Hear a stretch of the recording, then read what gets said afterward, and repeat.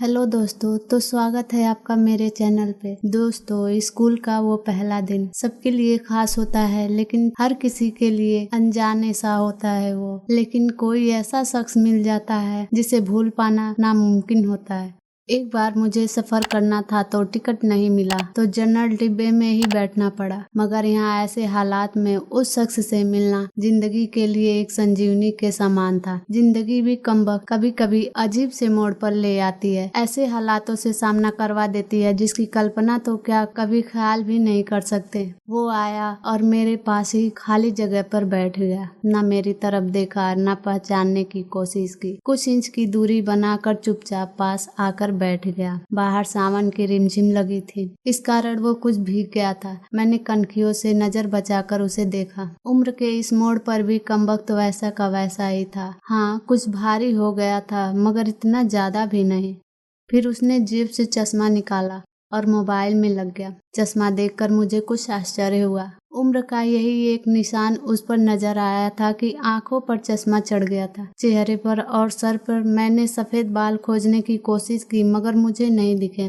मैंने जल्दी से सर पर साड़ी का पल्लू डाल लिया। बालों को डाई किए काफी दिन हो गए थे मुझे। ज्यादा तो नहीं थे सफेद बाल मेरे सर पे, मगर इतने जरूर थे कि गौर से देखो तो नजर आ जाएं। मैं उठकर बाथरूम गई, हैंडबैग से फेस वॉश निकाला, चेहरे को ढंग से धोया, फिर शीशे में चेहरे को गौर से देखा। पसंद तो नहीं आया, मगर अजीब सा मुंह बनाकर मैंने शीशा वापस बैग में डाला और वापस अपनी जगह पर आ गई। मगर वो साहब तो खिड़की के तरफ से मेरा बैग सरकाकर खुद खिड़की के पास बैठ गए। मुझे पूरी तरह देखा भी नहीं, बस बिना देखे ही कहा, सॉरी। भाग कर चढ़ा तो पसीना आ गया था। थोड़ा सूख जाए फिर अपनी जगह बैठ जाऊंगा। फिर वह अपने मोबाइल में लग गया।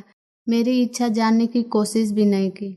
उसकी यही बात हमेशा मुझे बुरी लगती थी। फिर भी न जाने उसमें ऐसा क्या था कि आज तक मैंने उसे नहीं भुलाया। एक वो था कि 10 सालों में ही भूल गया। मैंने सोचा शायद अभी तक गौर नहीं किया, पहचान लेगा। थोड़ी मोटी हो गई हूँ, शायद इसलिए नहीं पहचाना। मैं उदास हो गई। जिस शख्स को जीवन में कभी भुला ही नहीं पाई, उसको मेरा चेहरा ही याद नहीं। माना कि ये औरतों और लड़कियों को ताड़ने की इसकी आदत नहीं, मगर पहचानने भी नहीं। शादीशुदा है, मैं भी शादीशुदा हूँ, जानती थी। इसके साथ रहना मुश्किल है, मगर इसका मतलब यह तो नहीं कि अपने ख्यालों को, अपने सपनों को जीना छोड़ दूं। एक तमन्ना थी कि कुछ पल खुल के उसके साथ गुजारूं। माहौल दोस्ताना ही हो, मगर हो तो सही। आज वही शख्स पास बैठा था जिसे स्कूल टाइम में मैंने दिल में बसा रखा था। सोशल मीडिया पर उसके सारे अकाउंट चोरी छिपे देखा करती थी। उसकी हर कविता, हर शायरी में खुद को खोजा करती थी। वह तो आज पहचान ही नहीं रहा। माना कि हम लोगों में कभी प्यार की पींगे नहीं चली, न कभी इजहार हुआ। हाँ, वो हमेशा मेरी केयर करता था और मैं उसकी केयर करती थी। कॉलेज छूटा तो मेरी शादी हो गई और वो फौज में चला गया। फिर उसकी शादी हुई। जब भी गांव गई उसकी सारी खबर ले आती थी। बस ऐसे ही जिंदगी गुजर गई। आधे घंटे से ऊपर हो गया। वो आराम से खिड़की के पास बैठा मोबाइल में लगा था। देखा तो दूर, चेहरा भी ऊपर नहीं किया।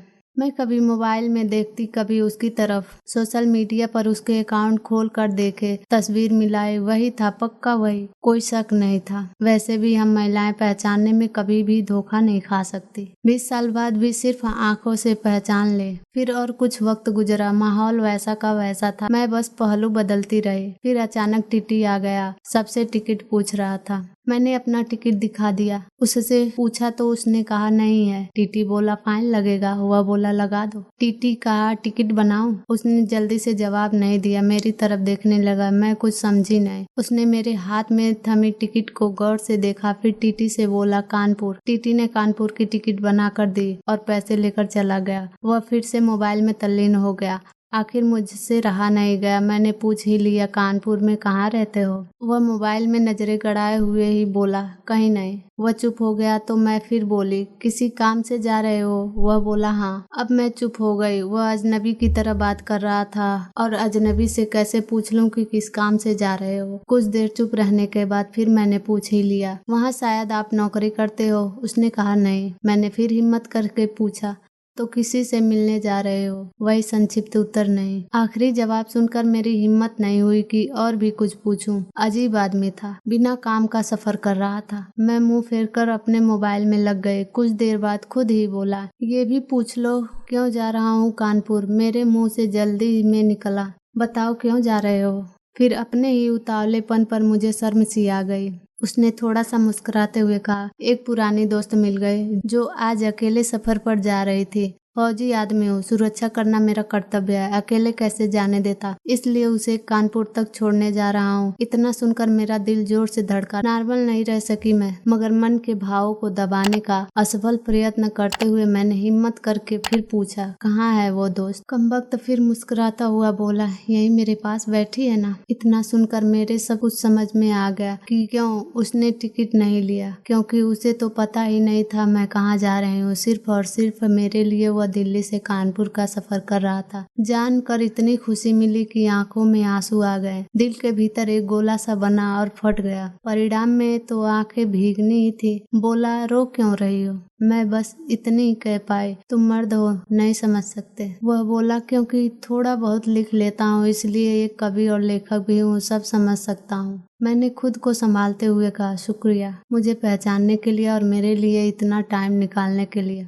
वह बोला, प्लेटफार्म पर अकेले घूम रही थी, कोई साथ नहीं दिखा तो आना पड़ा। कल ही रक्षाबंधन था, इसलिए बहुत भीड़ है, तुमको यूं अकेले सफर नहीं करना चाहिए। क्या करती, उनको छुट्टी नहीं मिल रही थी और भाई यहाँ दिल्ली में आकर बस गए। राखी बांधने तो आना ही था, मैंने मजबूरी बताई। ऐसे भाइयों को राखी बांधने आई हो जिनको ये भी फिक्र नहीं कि बहन इतना लंबा सफर अकेले कैसे करेगी। भाई शादी के बाद भाई रहे ही नहीं, भाभीियों के हो गए, मम्मी पापा रहे नहीं, कहकर मैं उदास हो गई। वह फिर बोला, तो पति को तो समझना चाहिए, उनकी बहुत बिजी लाइफ है, मैं ज्यादा डिस्टर्ब नहीं करती और आजकल इतना खतरा नहीं रहा, कर लेती हूँ मैं अकेले सफर। तुम अपनी सुनाओ, कैसे हो। अच्छा हूँ, कट रही है जिंदगी। मेरी याद आती थी क्या, मैंने हिम्मत करके पूछा। वो चुप हो गया, कुछ नहीं बोला। तो मैं फिर बोली, सॉरी, यूं ही पूछ लिया, अब तो परिपक्व हो गए हैं, कर सकते हैं ऐसी बात। उसने शर्ट की बाजू की बटन खोलकर हाथ में पहना वो तांबे का कड़ा दिखाया जो मैंने ही फ्रेंडशिप डे पर उसे दिया था। बोला, याद तो नहीं आती पर कमबख्त ये तेरी याद दिला देता था। कड़ा देखकर दिल को बहुत सुकून मिला। मैं बोली, कभी संपर्क क्यों नहीं किया।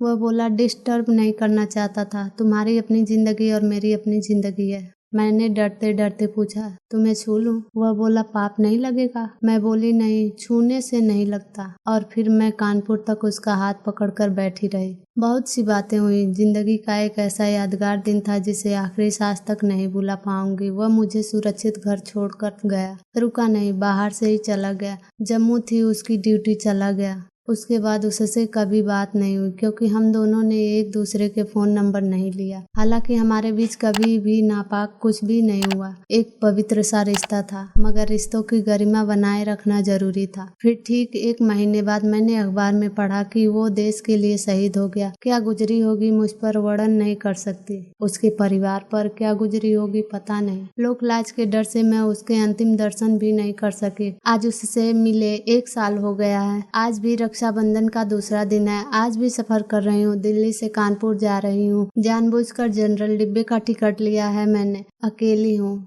न जाने दिल क्यों आस पाले बैठा है कि आज फिर आएगा और पसीना सुखाने के लिए उसी खिड़की के पास बैठेगा। एक सफर वो था जिसमें कोई हम सफर था, एक सफर आज है जिसमें उसकी यादें हम सफर है। बाकी जिंदगी का सफर जारी है। देखते हैं कौन मिलता है, कौन साथ छोड़ता है। तो दोस्तों, अगर हमारी कहानी आपको अच्छी लगी हो तो ऐसी ही और कहानी सुनने के लिए, देखने के लिए हमारे चैनल को सब्सक्राइब और लाइक करना ना भूलें।